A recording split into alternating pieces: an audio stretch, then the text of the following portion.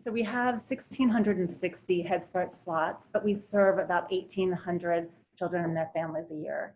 And I mean, of course, we have sort of two fundamental charges. Our first is really to ensure that are developing cognitively, socially, emotionally, and physically our children so that they are 100% ready for kindergarten and successful in kindergarten and in life. And then the second is to really understand that the parents and the caretakers of children are their number one resource. So ensuring that parents and caregivers are just as involved in their child's development and really involved and understand the different stages of development and how what they do at home, as well as in centers, sort of near each other and can really contribute to that development. And then it's really ensuring that they understand that they are their child's biggest advocate and understand how to advocate for their children and also themselves. We have actually been involved with early childhood for over 25 years, if not, I think, almost 30 years. So it was before my time, before Tracy's time, but if you think about what the Y does, fundamentally serving, families, kids, with a mission of really helping to build community and build families. Head Start is a natural fit, and early childhood is a natural fit because, if you really want to serve kids, you really want to serve families with young kids, you really have to be involved in early childhood. I think we were able to, and in that case, win that grant because, not just because we've been doing this a long time, but because we're doing it with such high levels of quality and fidelity to what is required. Head Start is not easy. It is very complicated.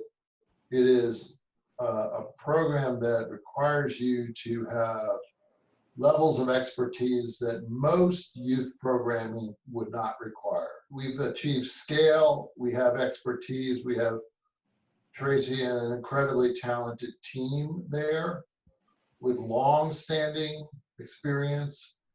And then the other thing is, we are fanatics about quality. We audit like crazy. That gets the federal government's attention, and it gets local government and local school systems' attention. So I'm fairly confident that Head Start will remain funded. We've seen some actually great funding in the summertime, which was additional funding, which would, to me, is a window into that. And so I feel good about it.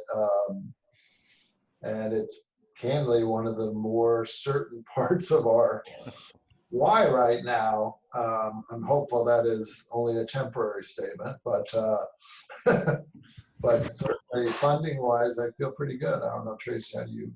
I agree. I feel, we've been granted the flexibility to serve our children and families remotely since mid-March, and it's been a remarkable opportunity. They've been innovative, and they have been able to deliver weekly education packets to parents, both electronically, and then hard copy to the parents that can't receive them electronically. And then our education team teachers make a phone call every week to that parent and family, just to ensure that they understand how to deliver that education packet, and to ensure that there are the routines in place that really make life and during this lockdown, I'm sure make life for parents with young children, definitely put some structure around it, and definitely prepare them for coming into kindergarten. So, and then on the family side, we have family service advocates that work very closely with our education team, but they are checking in to see how families are doing in terms of what are their immediate needs, and also ensuring that they're reaching those long-term goals.